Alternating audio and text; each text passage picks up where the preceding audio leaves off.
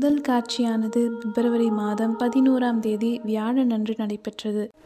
மூவேளை ஜெபம் சொல்லும் நேரம். மசபியல் மலையில் ஆடுகளை மேய்க்கவும் விறகுகளை சேகரிக்கவும் சென்ற சிறுமி பெர்னதத்திற்கு தேவமாதா காட்சி கொடுத்தார்கள். பாறைகளின் நடுவே கருணை முகத்துடன் சுற்றிலும் ஒளிவட்டம் வீச இளம்பெண் நின்றிருப்பது தெரிந்தது. வெண்ணிற ஆடையும் முக்காடும் அணிந்திருந்தார். அவர் நீல நிறத்தில் இடைக்கச்சையை உடுத்திருந்தார். கையில் முத்துகளால் ஆன ஒரு ஜெபமாலை வைத்திருந்தார்.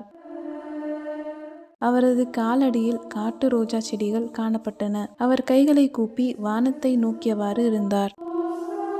இரண்டாவது காட்சியானது பிப்ரவரி மாதம் 14ஆம் தேதி அன்று நடைபெற்றது. இந்த காட்சியின் போது 10 பேர் பெர்னதத்துடன் இருந்தார்கள். தேவமாதா புன்னகை புரிந்து தலையசைத்தார்கள்.